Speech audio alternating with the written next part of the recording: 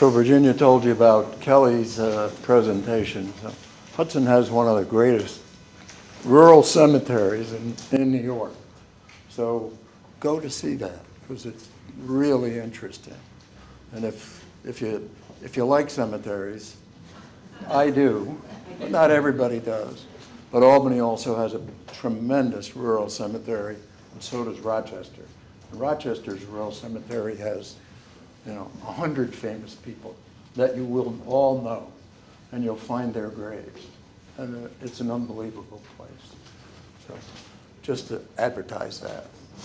So when I was asked to do this, I've kind of done this talk a couple of times before. So we decided we'd do this a little bit differently and started in Nantucket and talk about the Nantucketers and why they were out looking and what was their goal in finding Hudson, and then what did they do when they got here. So I know when you were in school you learned that the Battle of Yorktown was in 1781 and that was the end of the Revolution. That's not really true. There was a peace treaty that was negotiated for 2 years. It's called the Peace of Paris. It was not signed until 1783. Well, interestingly enough, 2 men from Nantucket showed up in Hudson about a month after the Peace of Paris was signed and wanted to buy Hudson. So in those days, Hudson was called Claverack Landing. And there really were very few residential structures up by the river where we are now. The only things that were there really were docks. And Hudson was Claverack Landing. And it was a significant jumping off point for produce from western New England being shipped to New York. And as it turned out, Seth Jenkins, who was the leader of the group, had actually been to Hudson before. And I didn't know this before, but there was a relatively large Quaker group who left Nantucket during the Revolution and settled in eastern New York, which is in Washington County. Interestingly enough, right across the river from where the Battle of Saratoga was fought. And there they were with 2 15,000-man armies fighting, and that's where they went to get away from the British. But they were almost all of those folks were Quakers. And they had a very large Quaker population on Nantucket, several thousand people who were Quakers. The state of New York was not, the state of Massachusetts was not all that friendly to the Quakers, and Rhode Island wasn't either. So, and the British really weren't. If you remember your history, the British used to capture Nantucket ships, take all the sailors off the ships, and press them into the British Navy, sink the ships. So not a very fun thing for them. And that's one of the big reasons why they wanted out. As soon as that peace treaty was signed, they wanted to get into the Hudson River because they knew of the South Bay and the North Bay. And they wanted the protection of the harbor, and they wanted the protection of West Point. These British ships could not come up the Hudson River. So that was a big attraction for us. The other thing that was an attraction for them, besides the bays, was that Hudson was really, the end of the traveled way on the Hudson River. So they were getting themselves as far away from New York as they could, and they wanted to do that. You can, today the river is dredged all the way to Troy. So you can travel on the river all the way to the Troy Dam, but not in those days. So those two guys came here. The folks who lived in Hudson, the Hogerooms, which is who they bought most of the land from, they were Dutch. And New York at that time was an English colony and had been since 1664. But most of the people who lived up here were Dutch. My family was Dutch. My grandfather, who died in 1952, could still speak Dutch, if you can believe that.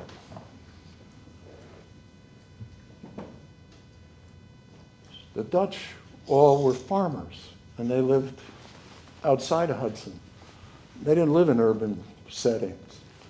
So as soon as the proprietors got here, well, they and the Dutch didn't necessarily hit it off, because the proprietors were used to living in tight spaces and in a city. Well, as soon as they got here, and they came in 1784 with 4 ships, and in the 4 ships they had prefab houses. And some people would tell you, oh, that's not true. They never had yes, they did. They had prefab houses. They built them in the South Bay area. They burned in 1819. And after they burned, people built houses out of brick because we had brickyards. But anyway, they came prepared to create a city. And they created the city of Hudson in a year. By the middle of 1785, they were going to the New York State Legislature to get Hudson incorporated as Hudson and as a city. And they were successful with that. I mean, these were very smart people. They knew what they were doing. They were very wealthy. They brought all of their wealth with them. And they dedicated their wealth to making this into a very prosperous enterprise. That's what they wanted. And they knew exactly how they were going to accomplish that. The legislature created Hudson. Within 6 months, they started to agitate to have Columbia County split off from Albany County. Because Columbia County was part of Albany County until 1786. So at the time, there were some, not right yet, but Hudson was very involved politically within a very short period of time. And the Dutch didn't like the involvement of the English in their government, and they considered all of these New Englanders were all English and were all the enemy, and they didn't care for them at all. And there was lots of controversy amongst them. So let's go back a little bit, because I was going to tell you about the Nantucketers in Nantucket. So during the war, this whole group of Quakers came to Easton and completely changed what they did. They became farmers. And the ones who came here didn't have any interest in being farmers. They wanted to continue their sailing businesses and their sail making, ship making, all of the things that they did in Nantucket, they were ready to do here. But all those ones who went to Easton all became farmers or blacksmiths or, whatever. Tanners. They had tanners up there. Eventually we had tanners here. So I never knew of Easton before until I started doing this discussion. So one of the things that I found that was extremely interesting to me, because my great uncle is Sanford Gifford. And Sanford Gifford was, other than Frederick Church, was one of the most famous Hudson River painters. He was a very, very successful man during his career. Well, he was born in Saratoga, but as it turned out, his parents were in the group that came to Easton. Saratoga is just 20 miles away from Easton. Well, that was very interesting to me because Sanford Gifford's father, whose name was Elihu Gifford, came to Hudson in 1826. He was a Quaker. Well, he was as much a Nantucketer as they all were. His family left Nantucket in 1776.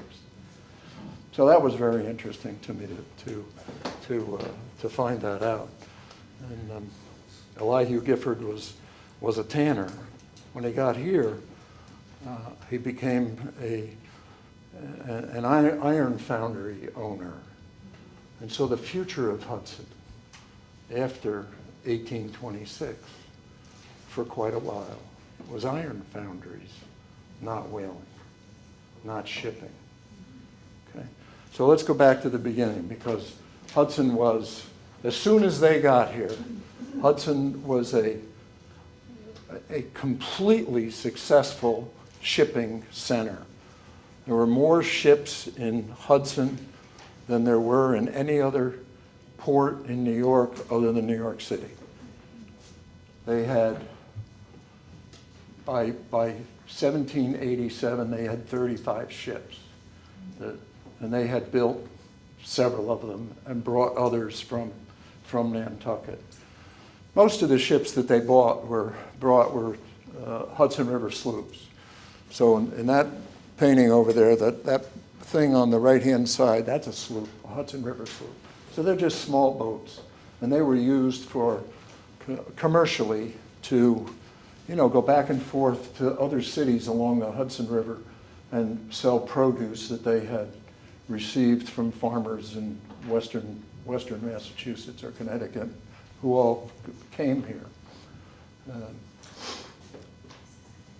They also built schooners, so schooners were much bigger boats and were two-masted boats, and they built brigs. So that's a whaling ship. And it's a ship, yeah, that's a ship. Yeah. So they built 4 of those before 1795, and they brought at least a couple with them.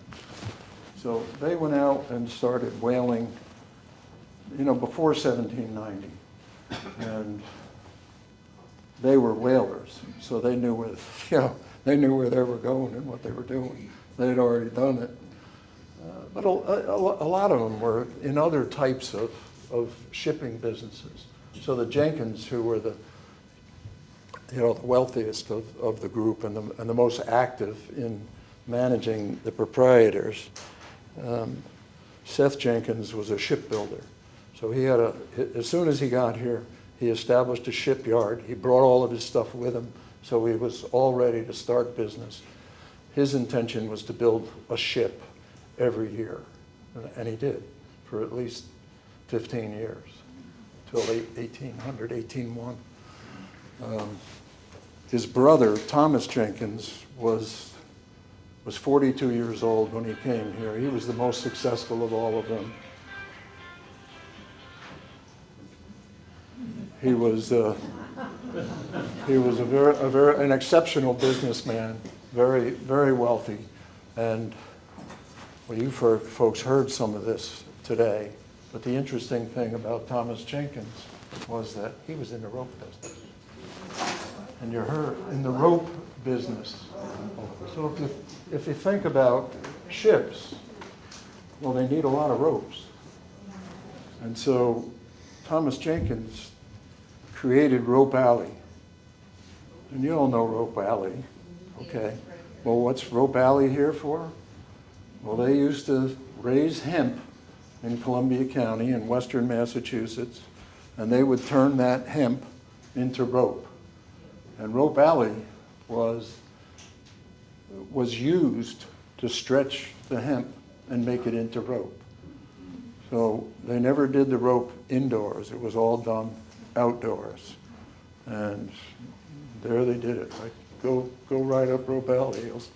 What are you going to do? You got a whole thing stretched out there for 600 feet of rope. And then they would twist it and turn it into rope and put it on the ships. And, that was their business. And they had, all kinds of things that they did. They had tar that they put on the ships. Well, they had a rich guy who made tar and sold it. They were tremendous entrepreneurs. They really were.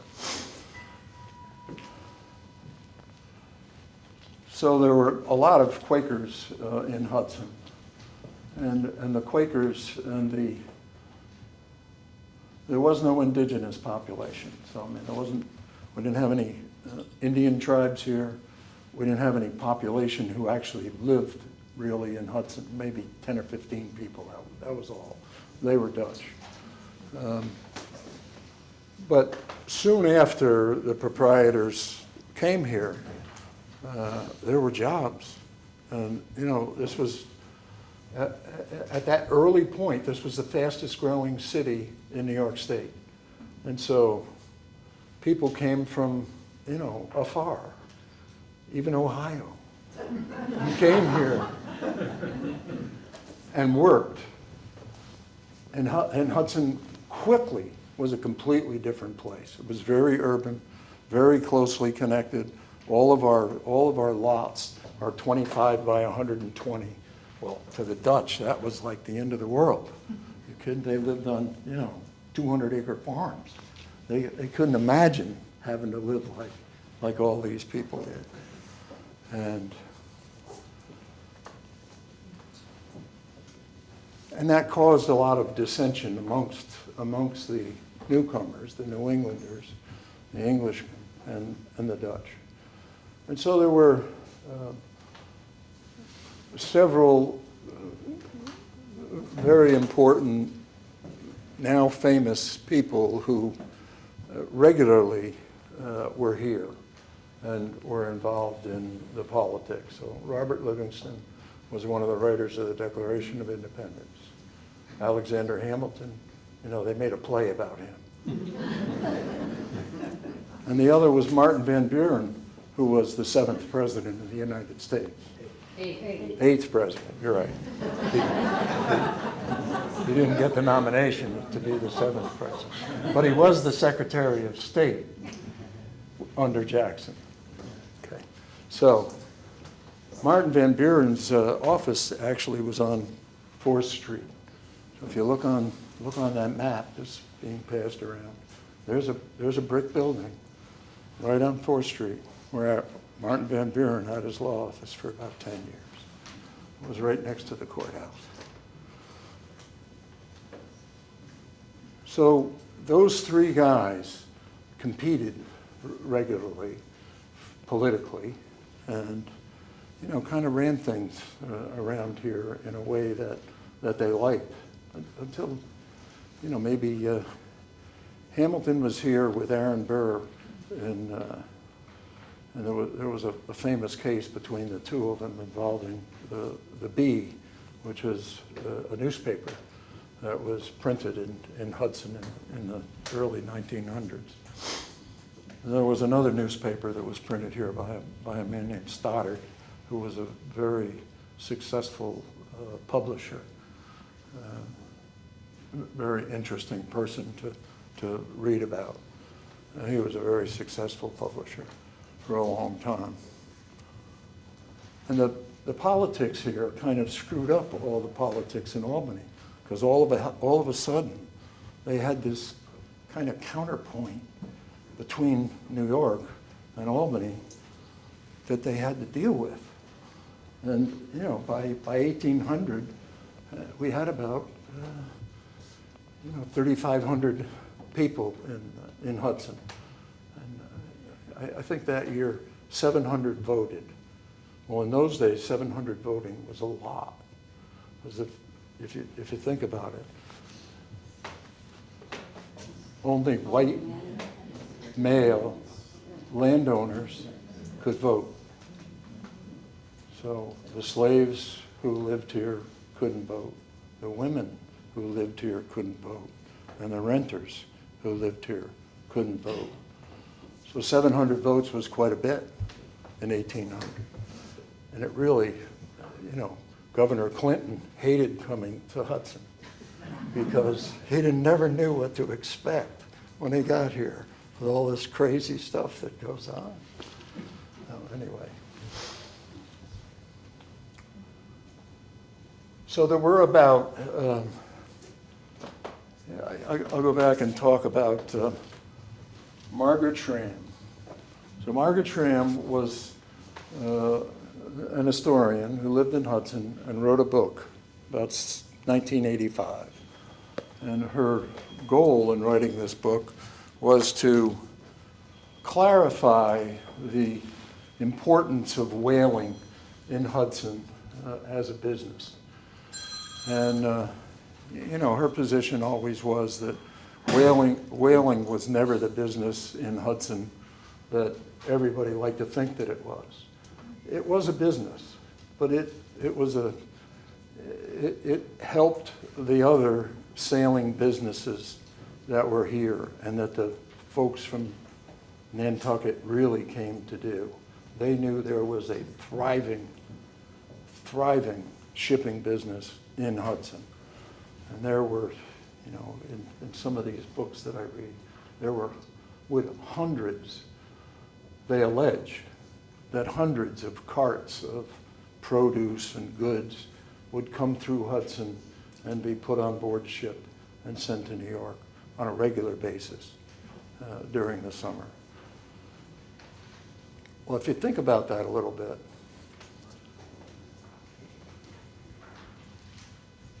the streets were all laid out in a perpendicular fashion. And they were all there, and they were all built by 1787, all the way up to 4th Street. So, the principal part of the city already existed.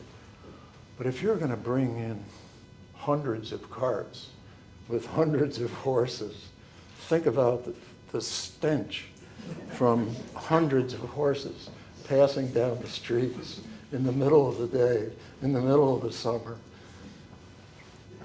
Well, Margaret didn't believe that story. That was one of the things that she, pardon the pun, poo-pooed. She didn't think there was any truth to that. I think she's probably right. But there was a significant, shipping business here.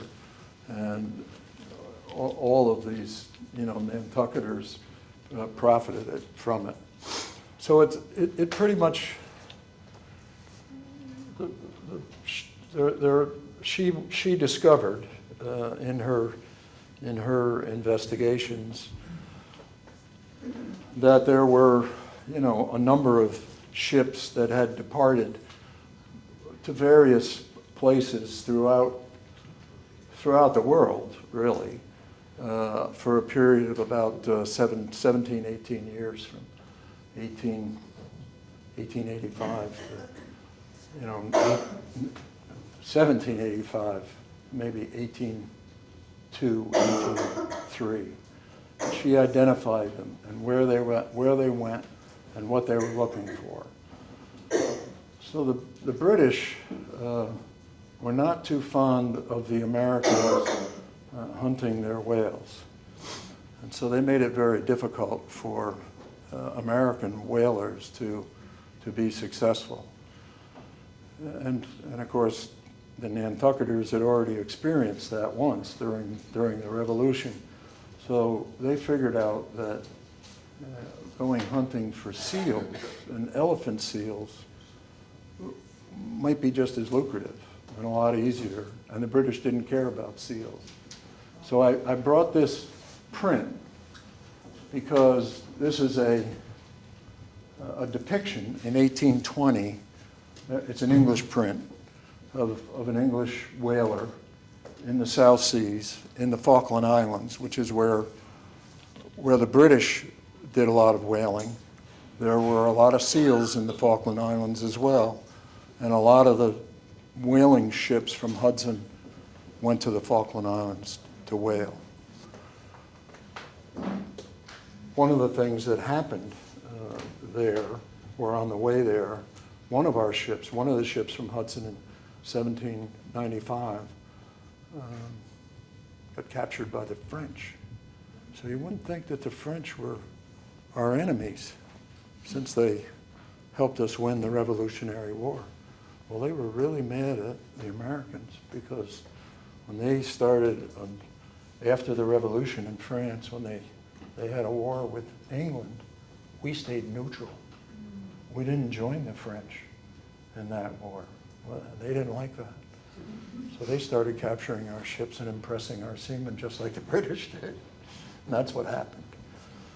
That ship, which was, as I said, was captured in 1795, France paid reparations for that ship in 1885. Can you believe that? The United States never forgot. They kept right after them, and eventually they got, I think, $4.9 million. So I don't know who got the money. Of course, all the people who owned the ship were dead. Who was that? Who was that? Who were the owners of the ship? Barnard was one of the owners of the ship. I'm not sure which of them. He was the captain. I think he probably was one of the owners as well. So by the early 19th century, the French were very active, and they were really affecting the shipping business in Hudson, and they had to stop sending their ships out into the ocean, as the French were so difficult.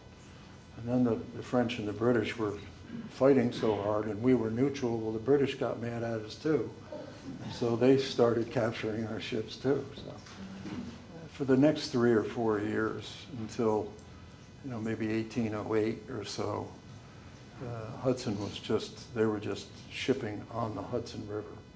So economically, that was not good for anybody. The business was bad. And shortly after that, the British became so active, and we ended up in the War of 1812. In the War of 1812, the British blockaded the Hudson River.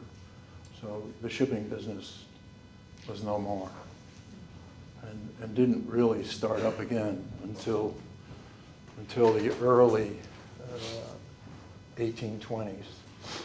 The Bank of Hudson. The Bank of Hudson is a good example of the politics of the fighting amongst those organizations. When the Nantucketers came here, there were only 3 chartered banks in the state of New York. They got a bank chartered within a couple of years. The Dutch weren't happy about that. But eventually, that bank went bankrupt in 1819 because the shipping business was no more. And that really carried through the 1820s. Hudson wasn't prosperous. People were still coming here. The nature of the population of Hudson had changed dramatically because of the number of immigrants who came into the United States working on the Erie Canal. So the Erie Canal is only 30 miles from Hudson, and a lot of the people who worked on the Erie Canal lived in Hudson and came to settle in Hudson. So Hudson changed, quite a bit, because most of those workers were Irish and they were Catholic.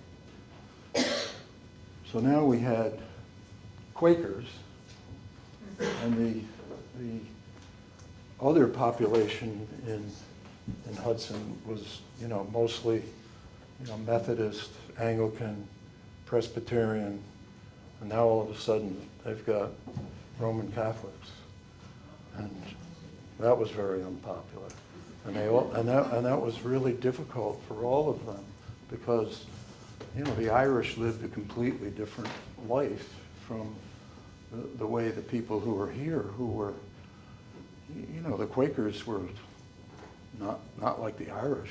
They didn't go out drinking and doing all of those kinds of things. And they had their own, Quaker meeting hall.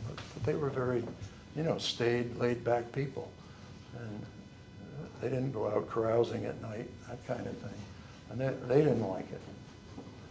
And really, by the middle of the 1820s, a lot of the Nantucketers left, and really didn't have anything to do with Hudson any longer. So at the end of the 1820s, a group, including the government of the city of Hudson, decided, well, let's go back into the whaling business, because things were really good when we were in the whaling business.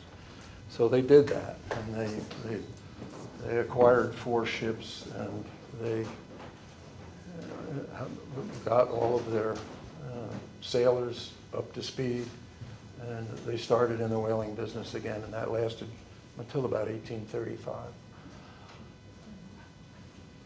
At the same time, the whaling business was, was changing dramatically, because whale oil was getting a lot of competition from a lot of other things. So, that was bad for Hudson, and Hudson didn't do well with that. And as I say, the Nantucketers who had the money were leaving. So Thomas Jenkins, he died in 1808, but his son was here, but their children went to New York, and they all lived in New York. A lot of those wealthy families went to New York. They didn't go back to Nantucket, and that was very, very difficult for Hudson's business. At the same time, other things were happening in Hudson. So I told you about Elihu Gifford. Elihu Gifford came here in 1826, and he was a tanner. So if you think about the tanning business, they were going to turn cow pelts into, fashion, high fashion. Well, what would be higher fashion than New York City? Nothing. Well, he had a good idea. Let's make leather and sell it to the New Yorkers. And that's just what they did. They had all the cows they could ever imagine in Western Mass and in Eastern Columbia County. So they went into that business. I made you all go look at Promenade Hill. One of the reasons why I did that is because when you're on Promenade Hill and you look at the Catskill Mountains, by the 1870s, when you looked at the Catskill Mountains, there weren't any trees any longer, because all the hemlocks were cut for the tanning business in Catskill and Hudson. And all of the pine trees, a lot of the pine trees in Germantown and in southern Columbia County were cut for potash, which is another ingredient of tanning. But the tanners were very successful for, quite a while, till 1850 or so. They made gloves. They packaged them up. They shipped them to the fashion houses in New York. And, they did well. And once they cut down all the hemlocks, well, they started making gloves in Gloversville. And Gloversville is in the southern Adirondacks. And so in Gloversville, they cut down all the hemlocks. And once they cut down all the hemlocks, Gloversville stopped making gloves. And that was in the 1950s. So what else can I tell you about these things? People have questions? Yeah. I know before that I had a lot of questions. So. One Yes, of the sir. questions that kind of puzzles me. Yes. I've read several locations and it's the same story being told by different people, that the largest sperm whale oil cargo was landed in Hudson, not in one of the other more famous ports, such as in Bedford. Well, it is said in many of the books that I brought here for you to be able to look at if you wanted to, that was true. It was an $80,000. Do we know what ship that came in on? I think it was called the America, but and that was about 1796. And so, whatever that ship brought back, it definitely got a big to-do in Hudson. Actually, they used to have a celebration every time a whaler came back from a voyage. They would have a 4 or 5 day celebration in Hudson because, man, we got money in town now. There was a ready market for whale oil, and there were candle factories and whale factories in Hudson. So they had immediate places to take it. They immediately made it into candles and other things, and there were 2 big candle factories on Columbia Street between 1st and 2nd Street. For those of you who lived here, it's where the mushroom factory was. Well, that was candle factories in the 19th century. And there were, of course, lots of other types of products that were made from whales. I can remember when I was a kid, there was a woman who had a corset shop on 7th Street. And she made corsets out of whale baleen. She handmade them. She was still in the business. And in 1958, she's making whale baleen corsets and selling them. I don't remember the name of the shop. I remember that. I know which house it is. But she was in business for a long time. Anyway. Sure. Baleen from Norway? Baleen comes from Wales. Yeah, well, sure, but it wasn't coming in here from Wales that was being caught. Oh, no, you're right. She was buying it.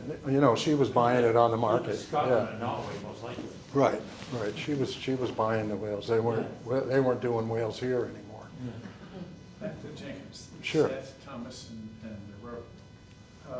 When they became mayor and got involved, did they continue to do their whaling? Were they? Well, so Robert Jenkins Jr., the son, he was a whaler. So, and he was a sailor. So he was the captain of several ships, amongst other things. He had a lot of other businesses as well. Seth was his father. But Seth and Thomas didn't really engage in the whaling business.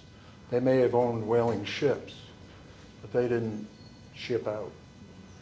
And as I say, Thomas owned the rope business. He owned other businesses too. Seth, he made sails. So he manufactured canvas and made sails out of canvas.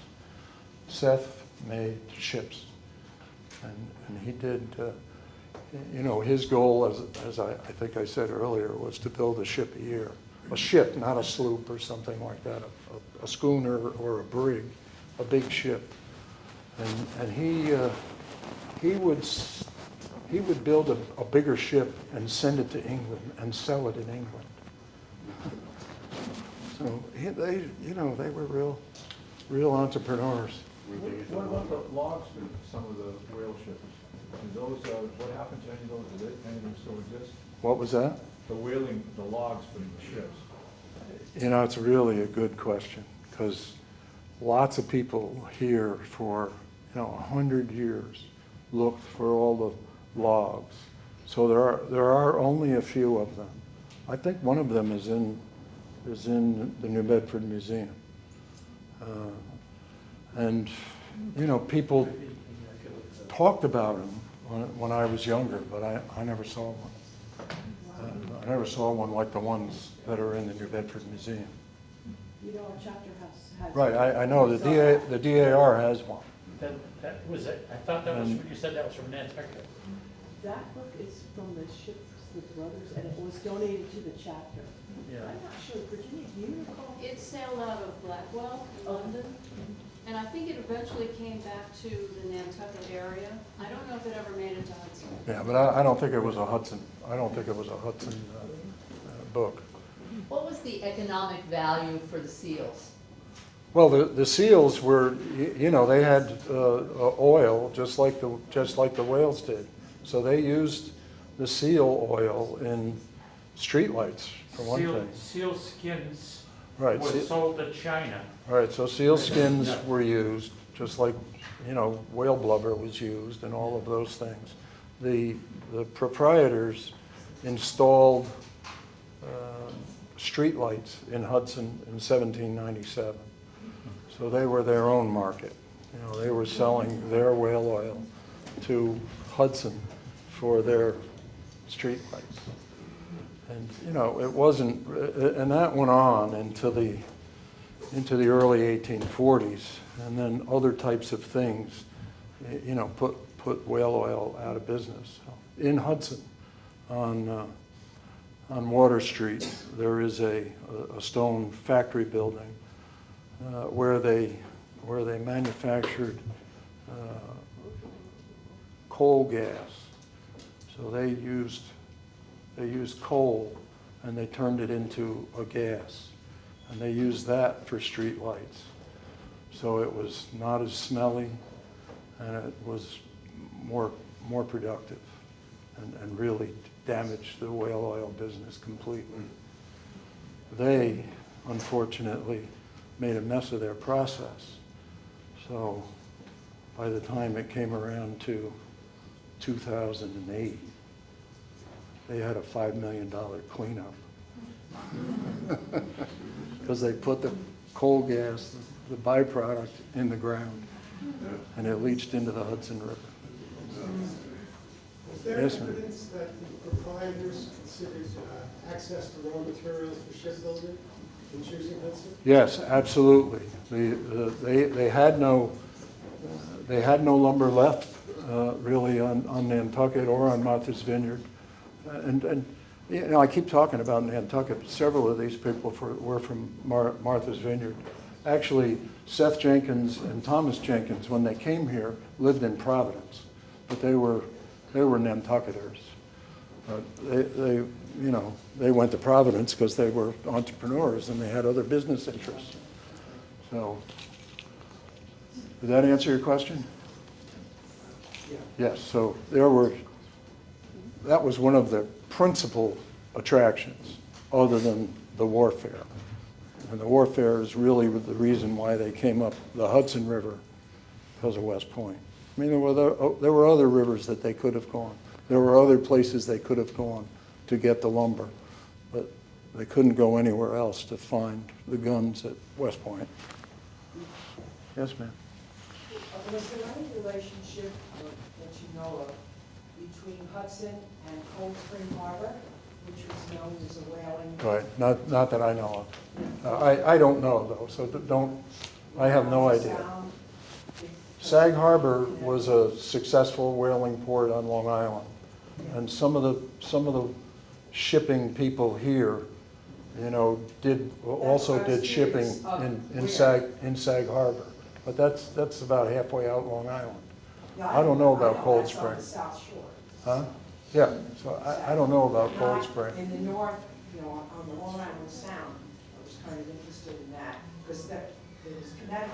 Right, Sag Harbor's the only one that I know of. I don't know that any of those ports along Connecticut did whaling. They did. If they did, I didn't Yeah, I know. was curious if But- there was a reciprocity or something Right. going on. I'm just trying to get a big picture. Okay, let's go back to Margaret Schramm.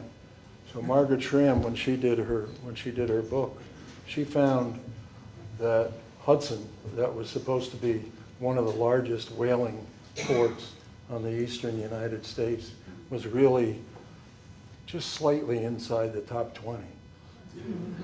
So it never really amounted to what they said. They certainly did whaling, and they made plenty of money at it. But, you know, once Hudson was going, well, Hudson was a small town. staff. I mean, 3,000 or 4,000 people. We had 12,500 people in 1950. So Hudson never got to be a metropolis. At the time that Hudson was at its peak, what was the scale, what was the total population of Providence? Of Providence, Rhode Island? I don't know the answer to that.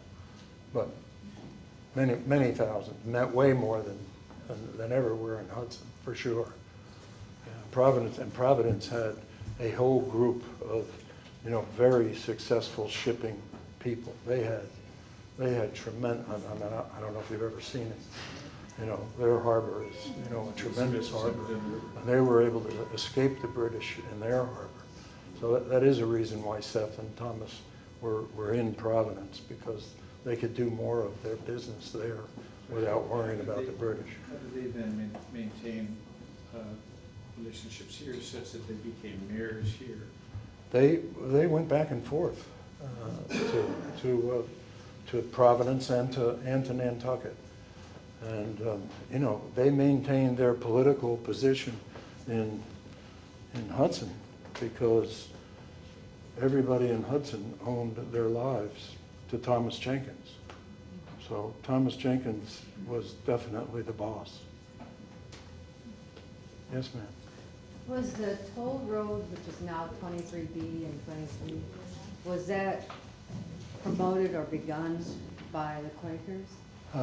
It wasn't really owned by the Quakers, but they did promote it because they wanted to have a road that would help people coming from Western Mass into Hudson. So when they came into Hudson, they came down, they came down Green Street. They ultimately came down Partition Street, and Partition Street brought them right to the dock. So the carts would, the wagons would be unloaded right there, right onto the ships. And they might have 3 or 4 ships sitting there waiting for stuff. They had a great system. Yes, sir. Where did they get the lumber, and what type of lumber was it? Well, mostly, for the ships, mostly the lumber that they used for the ships was white oak. And there's still white oak everywhere you look here, you can find it. And that's what they used. They didn't use white oak as much for the sloops. They used pine and other types of wood. They were not as sturdy as the big schooners or the brigs. Yes, sir. In that golden age of whaling, which took place after the heyday Yeah. here in Hudson, it's well documented that the boats that would sail out on their way out, whether they were going into the southern Atlantic or over to the Pacific, Right. or wherever, that they would stop in the Azores or some of the Portuguese islands, and that some of those sailors would come back with the boats and then stay here. Right. Is that, Well, that was more of a thing in New Bedford than it was here. So I'm not aware that, that we had Cape Verde Islanders here, but, we probably had some, but not really. I mean, most of the people on the sailing ships in the second stage of whaling, so from 1829 to 1835, most of them were Irish. And they were done with the Erie Canal. They're looking for whatever work they can find. So they learned to be sailors. Yes, ma'am. The Irish boys were used to pull the boats in the canal, the Erie Canal. These young Irish boys, and they would go along the Erie Canal pulling, and the Dutch farmers would be selling the wealthy that were riding up, sell them pies and food All right. as they would stop along the way. I've heard that before. I didn't know that was true, but I mean, we all learned that, donkeys and horses were what were pulling the barges They in weren't the treated Erie well. Canal. Well, I know the Irish were not treated well. That's for sure. That's for sure. Especially here, they were not treated well at all. They were not. And, at first they weren't treated well in Albany either. But, after a while, they were the dominant group in Albany. So, they kind of took over. Do you know if the whalers around here had any particular favorite places where they would take their whales for rendering? Because they didn't bring the whole carcass home, right? Well, they didn't bring the carcass home. They would take a a factory ship with them, and they would do it out in the ocean. You know, they didn't bring them back. They might bring some of the pieces back, but they didn't bring all the blubber up the river. They didn't do that. I thought there were islands that were familiar to them. Where They could have been. rendering I didn't know that, but I knew that they periodically had factory ships that they took out with them, and they would leave with 2 or 3 ships at a time, so they could afford to have a factory ship with them, and they'd stay out for 3 years. They were out for a long time. Yeah, their family lives were very, very difficult. They were on board ship, and their families were here. Same with the Nantucketers had the same problem. So I'm curious about your family.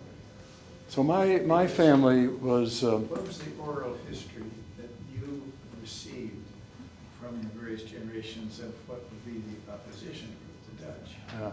Well, so my family lived in Hudson, and they were professionals, so they didn't fit the same mold as the other Dutch, as the Dutch farmers. So I'll give you that. I'll take you to the history. So my 4-time great-grandfather was a captain in the Revolutionary War. He owned a farm in Hyde Park, New York, which is where President Roosevelt lived. He had about 300 acres, and he farmed all of that land. The Dutch owned slaves. He owned slaves. That's how he ran his farm. And the Dutch owned slaves until, in New York, slavery was abolished about 1800. I mean, completely in 1820, but by 1800, there really wasn't that much slavery in New York anymore, and the Dutch stopped doing it. But he wouldn't have been able to do his farm. His kids all left. So his son went to medical school in Pittsfield in 1820. When he got out of medical school in Pittsfield, Massachusetts, he came to Hudson. So that was 1825. So his son was a lawyer. His son was a lawyer. His son was a doctor. My father was a doctor. So, what I described to you as what the Dutch were wasn't the same as my family. They were a professional family. They did speak Dutch. My father did not speak Dutch and did not understand Dutch, but his father still did speak Dutch. And his father was a surrogate court judge in Columbia County for 30 years, was a practicing lawyer for 50 years. So when did they become Quakers? You said Gifford was a Quaker. No, Gifford was a Quaker. So Gifford's. Now I'm going to really confuse you. Sanford Gifford's sister was my great-grandmother. So I'm not really a Gifford. I don't consider myself a Gifford, although I'm related to the Giffords. But the two grandmothers were twins. So they were born in 1878, and they married first cousins in 1900. How weird is that?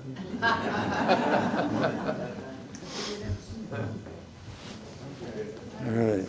What else should I? Other questions? You guys have got dinner. So if others want to stay and ask questions, these folks are, they have a reservation and they have to leave. So to some degree.